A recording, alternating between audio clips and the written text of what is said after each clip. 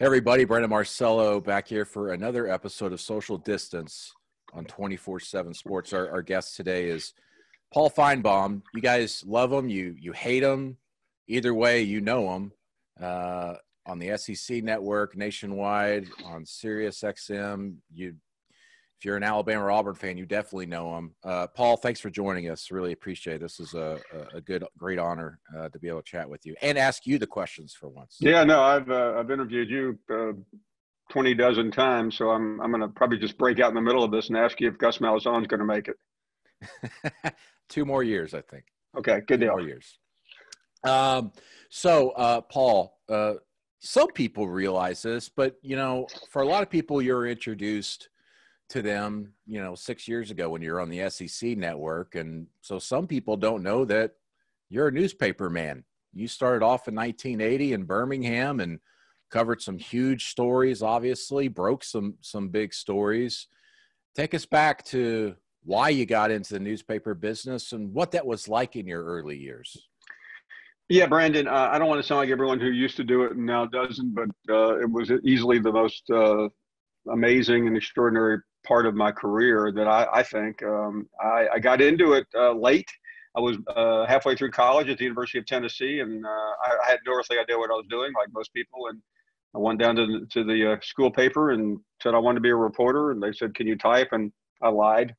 And I didn't have a clue. I'd never taken a journalism class. They put me on a story, and like 2 days later, I was about to break the next Watergate. It was a minor thing that turned into a major thing, and I realized that, and they did it. I had a knack.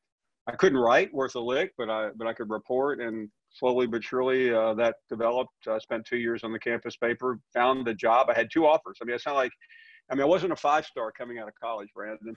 I had 2 offers from the Shreveport Journal and the Bristol Times-Courier, and it was a tough call. I had a girlfriend from Kingsport, Tennessee, in college, and I couldn't make up my mind. I knew if I moved to Bristol, I'd end up marrying her and probably spend the rest of my life there and live happily ever after. And on a gut decision, I went to Shreveport, and of course she dumped me. And my career has been in a tailspin ever since.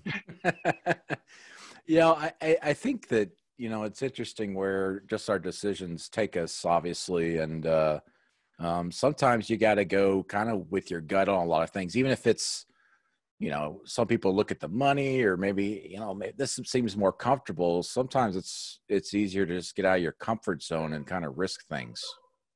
Yeah. I really wasn't sure what I was doing, but it turned out to be a great job. I covered everything, and it gave me great experience. And I ended up spending a brief period of time in Louisiana. I got to Birmingham, and really I got there at an amazing time in history. Auburn was about to go through a coaching change with Pat Dye coming in. Alabama was in the final days of Bear Bryant, and it turned into an amazing way to really launch a career. And I love newspapers. I eventually moved into investigative reporting, and after a lawsuit, Brandon, that cost the newspaper millions of dollars, and we did win, by the way. They made not a journalistic decision, but an economic decision to make me a columnist. Therefore, they could hide behind Times versus Sullivan and never have to worry about me again. So, the days in Birmingham were amazing. Covering the end of Coach Bryant, the transition. It was a really good time to become a columnist when Alabama in 1984 suffered its first losing season in 25 years. And to say the least, I began doing things that had never been done in Alabama before, write an objective sports column. Yeah. Listen, journalism's changed a lot, obviously, over the years. Newsrooms, I guess, people don't have a really good idea of what a newsroom looks like other than when they watch old films. I almost romanticize watching All the President's Men or The Paper or anything, and I see these newsrooms just bustling with activity, and I'm like, gosh, I wish I was a part of something like that. What was it like back then, and how much did it change, going into the late 90s and when you started transitioning more to radio? Yeah, I mean, there's nothing quite like a breaking news story on live television or radio, but in my mind, none of it compared to the bustle of a newspaper in late afternoon when you had the story and nobody else did. And remember, I don't mean to sound like that guy to lecture young people, but in the 80s and even into the early 90s and beyond, cable television was just emerging. There was no iPhone, there was no internet. Uh, I mean, if you wanted to read the Washington Post, you went to the library to read it. Mm-hmm. So it was quite exciting. And yes, you mentioned Watergate, or I mentioned it, and that's what drove me into journalism. Everybody in the '70s wanted to be Woodward and Bernstein, and me included. So it was an amazing time. But I also knew, working for the second paper in Birmingham that was going out of business as I was getting my first press badge. It didn't go. I got out of business for more than 20 some odd years. That at some point I was going to have to move on. And in the mid to late 80s, I started dabbling in radio. Late 80s, I did my first call-in show at the vanguard of talk radio. It was really just beginning to take off. And I knew pretty quickly this was where I wanted to be. And by then, I say this, on the heels of the death of Coach Dye. Coach Dye was moving out. Terry Bowden was moving in at Auburn. You broke that story too, by the way. Terry Bowden getting fired. Yeah, it was amazing. What a good source will do for you, Brandon. I happened to meet a gentleman at Terry Bowden's. I'll go ahead and tell the story. Who cares? As he was being introduced, it was a very controversial hire, as you can imagine. A man tapped on me and on my shoulder and said, "I mean, this is ridiculous." He was saying something.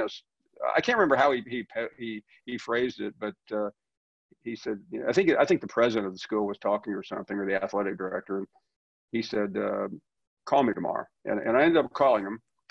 And for the next 10 years, I probably had the greatest source anyone's ever had. And I was able to break quite a few stories, including Bowden being fired and Tuberville coming in. By the way, that's Tommy Tuberville, the football coach, not the senatorial candidate. And but the whole time I knew journalism was, I knew my career in newspapers was coming to an end as a full-time gig. So I started moving into radio, and radio blew up with Bowden and everything else that went on in Alabama. And ultimately, Alabama went through a terrible time. Mike DeBose was the coach. And more scandal. And it really and then in the early 2000s, DeBose was going out, and the program was being investigated for the second time, and he left, and his friend Shoney came in, and then another guy came in, which was easily the greatest story I've ever covered, and his name was Mike Price. He was hired as the head coach at the University of Alabama, Brandon. He never coached a game. I mean, think about that. He was fired after spring practice after a relationship with a woman in Pensacola at a strip joint. And that keep track of those credit cards, man. Yeah, exactly. That led to 4 more years of up and down under Mike Shula, which ultimately led to Nick Saban. And I don't need to tell you what happened after that. Right. But I mean, it was just a great time to be a talk show host in Alabama. Yeah. And I was still writing a column for AL.com at the time, but talk radio was just, I mean, when I got there were 2 shows. I think when I left 6-7 years ago, I mean, every dog's head call-in shows in Alabama. It became so popular. Yeah, I mean, I think that people that are outside the Southern footprint in the SEC, I mean, if you wanted like some really good, interesting, not just sports journalism, but also reaction, the place to kind of be was Birmingham. The newspaper, obviously with radio. I mean, I remember before satellite radio, I tried to find all these internet stations or whatever to be able to listen to you, just so I could listen to the callers, And like you said, like during the early 2000s with what was going on, especially when There for a brief moment, it looked like Rich Rodriguez was coming to Alabama. I mean, Yeah. everything's got some drama to it when it comes to SEC football. Everything, whether it's little or big, head coaching changes, for example, are the biggest thing. But the thing is, there's so many great reporters, that were in Birmingham and covering those two programs, but also in the South. They uncovered every little detail, and it made things so much more interesting on talk radio because everything was out in the open in a lot of ways. I'll tell you a quick story on Rich Rodriguez. He'd taken the job to be the Alabama coach. He was at West Virginia. The story got out in the Birmingham News the next morning. He was taking the job, and the governor of West Virginia, Joe Manchin, who's now a senator, made a call and said, we got to keep him. And about 2 o'clock or 2:30 that day, the story broke. I came on the air. Rich Rodriguez has turned down Alabama. And another talk show host who's now no longer in the state, he was in Mobile. He started his program blaming me. He said, Paul Finebaum cost Alabama Rich Rodriguez because there had been an incident the night before where somebody had called up and attacked Rita Rodriguez. And the word was that she had heard about it on our show, and they were listening. And everyone blamed me. And this guy literally attacked me for 30 minutes saying that I have destroyed Alabama football. And just think about this in context. This was in the middle of December in 2006. Paul Finebaum cost Alabama the greatest opportunity to start winning again, and Rich Rodriguez. And 3 weeks later, on January 4th, Nick Saban was introduced as the Alabama head coach. And it completely erased any memory of that. Yeah. But it shows you how reactions can be. Just real quick, I mean, I just want to ask you, is Nick Saban the greatest college football coach in history?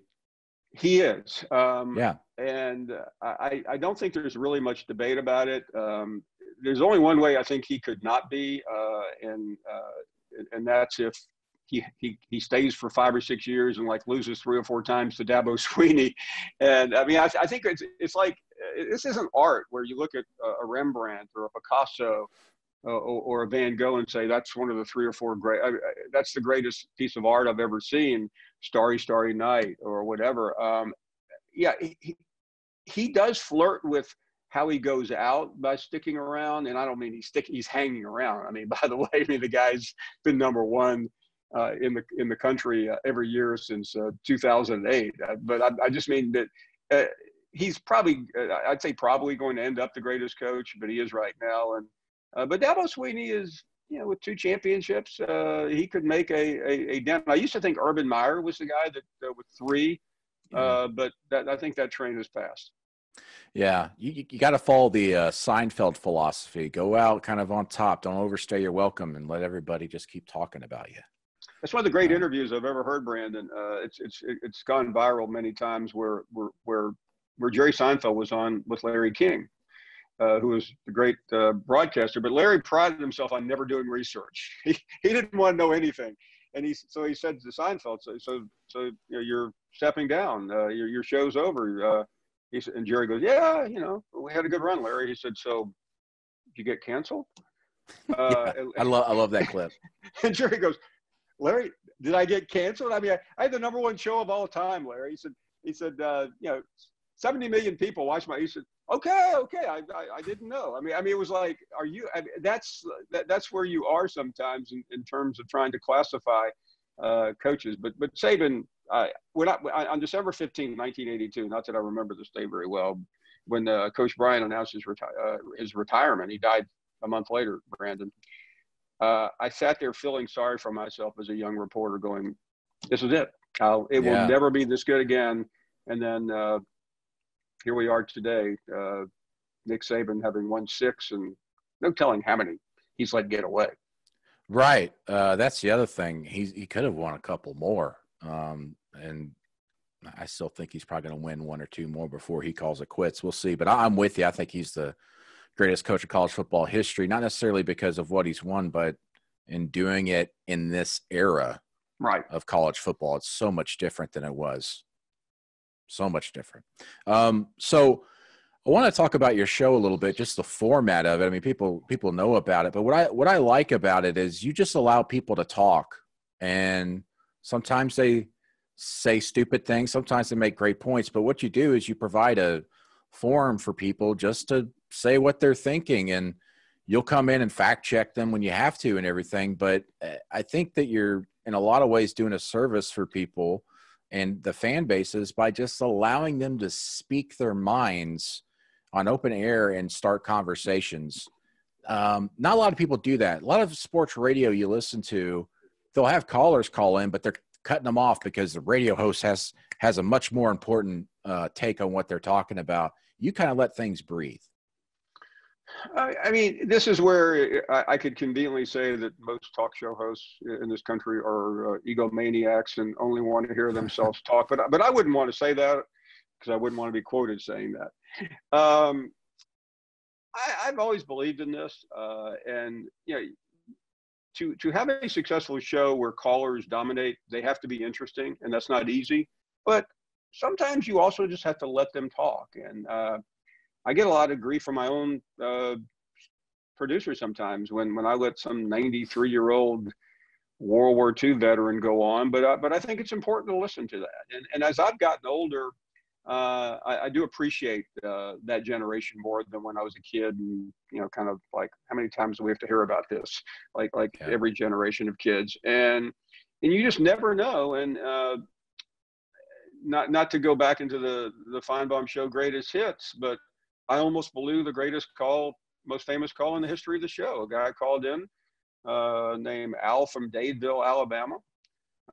He was rambling and about something that happened the day Bear Bryant died. He was trying to make a point that Auburn fans had rolled Toomer's Corner in 1983. And I said, "You're out of your mind. I was there. I've heard that story. It's urban legend." And then finally I pushed him and he snapped. And I had my hand on the button. I had really had enough of this guy, Brandon. He said, "Well, I'll tell you what I did last weekend. I, went and bought some Spike 8040, and I poisoned the Toomer's trees." And for those who don't know what we're talking about, these were the iconic oak trees at Toomer's Corner in Auburn, that Auburn fans traditionally roll after a big Auburn win. And I said, "Well, is that against the law?" He said, "You think I care?" He said, "Roll damn tide." He hung up. It turned out the guy's name was Harvey Updike. He was arrested a couple of weeks later. It became one of the biggest stories of that era. And when I die, it's in whatever small town newspaper that decides to write about my passing. It will read Paul Finebaum, comma, who took the most insane call in sports radio history, comma. So you never know what you're going to get. I had a guy I kept on hold for 25 minutes once, Brandon. Even though it said on the screen what he was saying, I thought this guy's got to be a crackpot. Turned out the guy's name was Smokey. He was in an ER in Birmingham, and he thought he was dying of a heart attack, and he wanted to say goodbye because he loved the show. Turned out that I said, "Are you sure?" He said, "I'll put the nurse on." And I know they shattered a few HIPAA violations there when she came on and said, "Yeah, he's having a heart attack, and he thought he was going to die, and he wanted to call you." So you never know. I mean, I know a lot of other shows get crazy callers, but I think we've pretty much retired the trophy. Yeah, I think so too. And you mentioned you almost hung up on Harvey Updike. What if you had done that? I don't know if we would have ever known who poisoned the trees.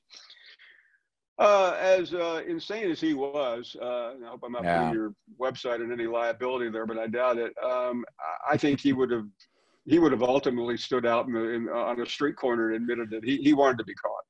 Yeah. That was pretty clear. And it's so sad because I was in Auburn for 7 years. I got there right when they were about to take the trees down, and you still can't roll the trees there. 7 years later after they've been taken down. It's incredible. It was a tradition that I didn't understand how important it was, Brandon. You do, living there, but to Auburn fans, it was sacrosanct. I mean, there were very few things more important than those trees. And it's also beautiful, rolled or unrolled. There was a bar across the street when I first moved there, and the trees were, dead, but they hadn't been cut down yet. And just watching the sunset, it was just a beautiful kind of setting. It was just great. And then it's all changed. So, Paul, I want to talk about the SEC and national football quickly here. this season. Obviously, a lot of people just asking, like, we're going to play, how many games we're going to play. I don't want to talk about that. I actually want to talk about the teams. When is your alma mater going to do anything at Tennessee? Come on. What's going to happen? I thought we won the spring. Come on. I don't know. I was in Knoxville in mid-February, right before all this stopped, and just kind of, I was speaking at a group, and they were really optimistic and upbeat, and they felt like they had figured it all out. And that's happened a couple of times in Knoxville before, but I do think Jeremy Pruitt will get it done. What does getting it done mean? That means being better than they've been for about 11 or 12 years. And I think they are well on their way, considering he was close to the abyss 4 games into the season last year. That's a pretty remarkable statement. But I think he has tremendous support from the administration. Philip Fulmer, I think, saved that program. And I think Jeremy has a really good staff. Recruiting is starting to come along. But for Tennessee to make the next step, they're going to have to break down some of those barriers. And I think the one they're going to have to break down is beating Florida. Yep. And that game is in Knoxville this year. So I think that's where it starts. Navigating Oklahoma, Alabama, and Georgia won't be very easy. They can't afford to drop a game like they have repeatedly. But I do think the program has come a long way. Which teams are you keeping your eyes on as far as potential contenders this year? Probably the most intriguing team is Texas A&M, maybe because if they don't, we're going to really have a conversation at the end of the season about Jimbo Fisher. It seems like he's underperformed. I don't think he has, because I thought the schedule last year was just so absurd. Yeah. I'm not sure it was fair to judge him when he played pretty much half of the top 5. I mean, almost all the top, at least 4 teams that were in contention. The game he lost to Auburn, I thought was the dark moment of the year for him at home. Had he beaten Auburn, I think most people would have felt pretty good. But we'll see if Kellen Mond can lead that team to double-digit wins. I think he has a chance to. Beyond that, I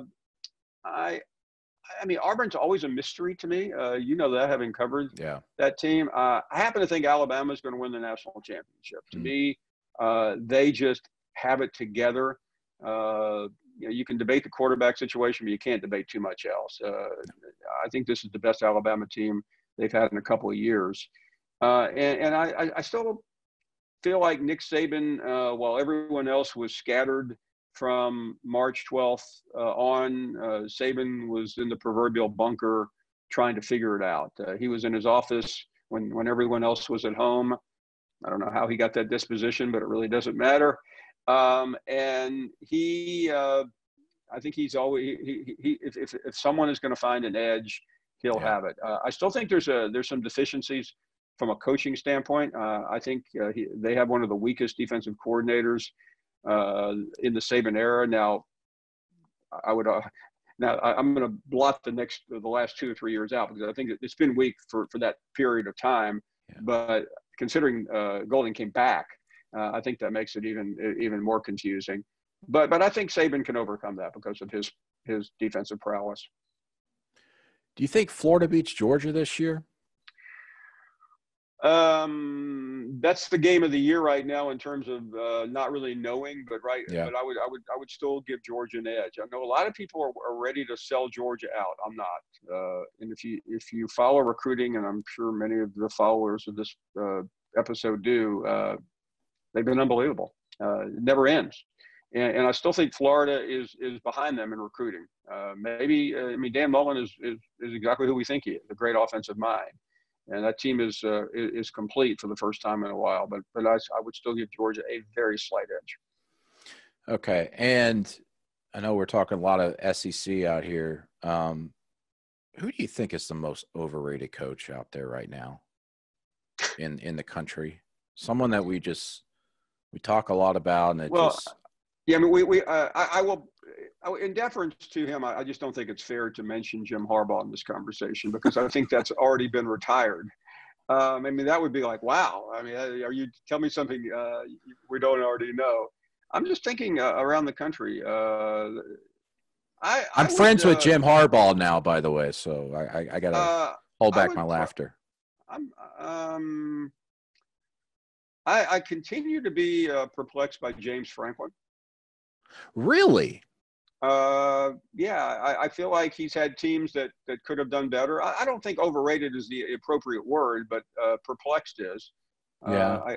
I feel like his teams are always really good, and I know they've been to the Rose Bowl, but I just feel like at that level maybe just a little bit be below where I think he should be. But I'm still searching for the overrated card.